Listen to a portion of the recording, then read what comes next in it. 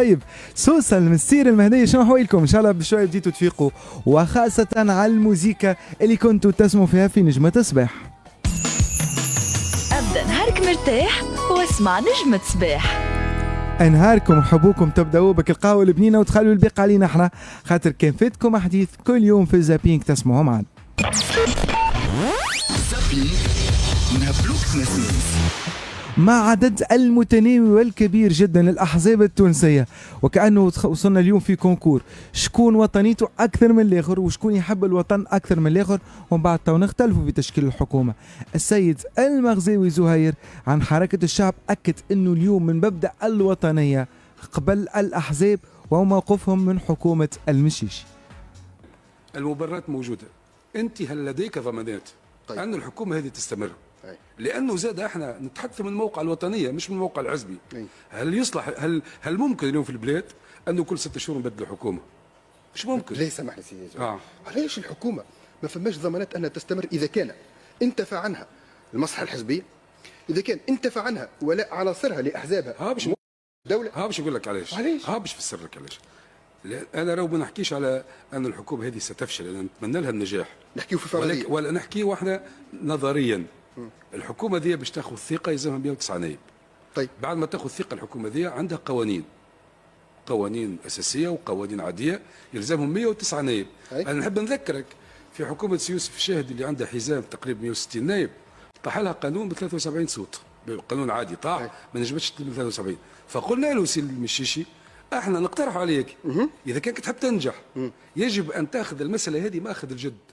راهو لا يمكن لك ان تنجح في أن الحكومة هذه تأدي وتكون حكومة إنجاز كما هو يحكي، وتكون حكومة معناتها توقف النزيف اللي موجودة في البلاد اليوم على المستوى الاقتصادي والاجتماعي والأمني وغيره، دون أن تجد حزام برلماني يضمن لهذه الحكومة مرور قوانينها. وتحدثنا في الموضوع هذا مطولا واعطينا أفكار وقال هو بيدو اعترف وقال انا باش نفكر في الموضوع هذا بجديه، لان احنا نعرفوا من تجربتنا في البرلمان، نعرفوا شو معناتها قوانين اساسيه تجي للبرلمان اللي يلزمها 109 واللي تتطلب ساعات انك تستنفر النواب في البرلمان باش القانون هذاك يتعدى. اذا انا الخلاصه تاع موقف حركه الشعب اللي بلغنا لسي هشام المشيشي هو ان المبررات لحكومه كفاءات قد تكون موجوده نظرا للتشظي المشهد السياسي. ضمانات استمراريه هذه الحكومه مش متوفره الى حد الان، وعلى السيد هشام المشيشي ان يوفر هذه الضمانات، لانه ليس من مصلحه هذه البلاد اليوم انه كل 5-6 شهور نعاودوا حكومه. وقت يعجبك في اي سياسي بصفه عامه بعيد على الاحزاب انه يقول لك ما يجيش منه اليوم كل 6 شهور كل سيزون عندنا احنا فريق حكومي وحكومه جديده، على اساس انا نصوت ونطلب بسحب الحكومه. سياسيين كل مره يحكيونا كل مره يصعبونا الامور، لازم كفاءات اما ما عندناش ضمانات. عليه يجيب الضمانات؟ مين يمشي يجيبها ضمانات؟ لولا اليوم لازم الناس الكل تتجند وتوفر ضمانات لانجاح اي حكومه موجوده في الظرف الاستثنائي. اليوم كي نحكيو على الشنقال نحكيو على الاضرار نتاعو على الجانب النفسي والا المالي وقت اللي تمشي تخلصك الخطيه، ولكن اضرار الشنقال في زغوان عندها اضرار اقتصاديه كبيره تنجم تكلفك البافيت ب 10,000 جراي للشنقال. كيفاش باش نكثروا في الفرنك؟ جي واحد باش ياخذ ماسك معناها تحطوا 10,000، اردونونس من السبيطار تريجرجون تحطوا 10,000، اللي جاي باش ياخذ كيلو كات تحطوا 10,000. والله مستعدين قسمت بالله الكلنا نتضامنوا مستعدين حتى باتفاق مع الاتحاد تاع الشغل اتحاد الصناعه نسكروا كومبليتمون صباحيه ساعتين باش القرار هذا يتنحى يلغى كومبليتمون. فماش هذا يتنحى كومبليتمون. شو معناه؟ جينا باش نخدموا لبلادنا، البلديه باش تخدم البلاد باش تزين البلاد باش تحبب العباد في زغوان، مش من جيت تحطم له. انا نتذكر مره مشيت لميامي باش نعمل بيتزا في الفلاك 2 20 سنه ما رجعت ليش البقعه هذيك. انا ما زلت كملت بيتزا حطوا لي سابوب 39 دينار في العشره ونص تاع الليل. ما زلتش نرى لنا البقعه هذيك. اللي يجي مش لزيز زغوان باش ياخذ كيلو كات يورو مازال مش يرجع. احنا باش نخدموا بلادنا، مالا الدستور عامله سابوب، نابر عامله سابوب، حمامات عامله سابوب، حمل نرفع عامله سابوب. انت جيت باش تنظف البلاد. السابو يشكل الكرهبة ويشكل الاقتصاد والبيوع والتجارة والكوميرس في زغوانة.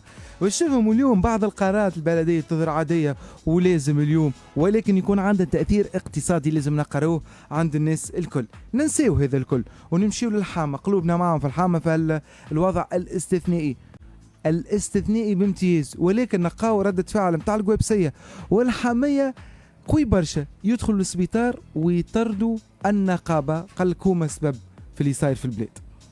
ولمدنا ماتريال من المشروع من المعامل في الحامة، اعطوه هم للقوابسية خويا الماتريال.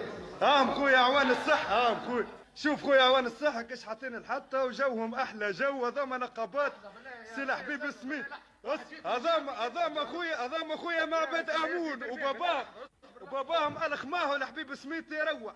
هذوما خويا البندية، هذوما خويا بندية الحامة، هذوما نقابة سي حبيب سميت التجمع اللي يخدم في الحمة. تفرج فرم ليش لابس فرم ليش لابس. ناحي يديك احترم مرة. تعال هو تكسر التليفون. واحد من النقابة. ناحي وري وجهك ما تخاف ما تحشمش. وري وجهك.